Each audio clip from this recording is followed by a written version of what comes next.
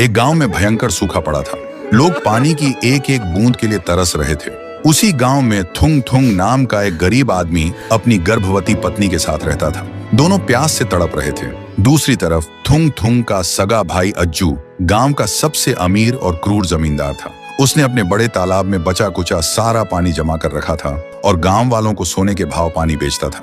वह अपने भाई और भाभी की हालत देखकर भी उनकी मदद नहीं करता था, बल्कि उनका मजाक उड़ाता था। एक तपती दोपहर थुंग थुंग एक सूखे पेड़ के नीचे बैठा था। तभी आसमान से एक सुनहरे रंग का पक्षी गिरकर उसके पास तड़पने लगा। गर्मी से उसकी जान जा रही थी। थुंग थुंग के पास बस आखिरी घूंट पानी बचा था, जो उसने अपनी पत्नी के लिए बचा कर रखा था।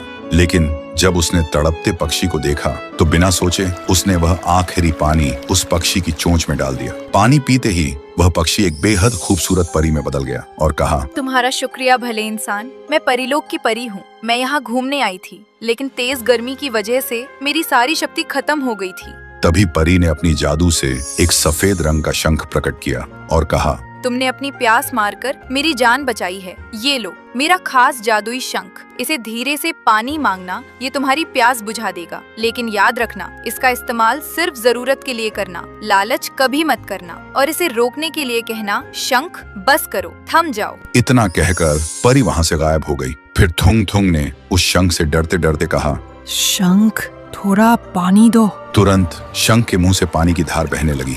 थुंग थुंग हैरान रह गया। फिर उसने पेट भर पानी पिया। उसके बाद उसने जल्दी से अपनी बोतल भरी।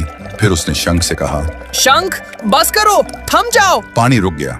थुंग थुंग दौड़कर घर गया और अपनी पत्नी को पानी पिलाया। फिर थुंग थुंग ने वह पानी अपने सूखे खेतों में डाला। रातों रात उसके खेत हरे भरे हो गए। यह चमत्कार देखकर वह चुपचाप रात में गांव वालों के मटके भरने लगा। उधर अज्जू परेशान हो गया। उसका पानी का धंधा बंद होने लगा था। एक रात अज्जू गांव से गुजर रहा था। तभी उसने अंधेरे में देखा कि थुंग थुंग लोगों के मटके उस शंख से भर रहा है। तब अज्जू को समझ आया कि उसका धंधा डूबने की असली वजह क्या है। फिर उसने मन ही मन सोचा, अगर ये मैं छीन लूं और अपना सूखा तालाब भर लूं, तब तो मैं माला माल बन जाऊंगा रे। लालच में आकर अज्जू ने अपने गरीब भाई को मारा पीटा और वह जादुई शंख छीन लिया और शंख लेकर सूखे तालाब के बीच पहुंचा और जोर से चिल्लाया, अरे शंख, इतना पानी बरसा कि सब कुछ भर जाए। अज्जू के चिल्लाते ही शंख से समुंदर जैसी लहरें फूट पड़ी। तालाब मिनटों में भर गया।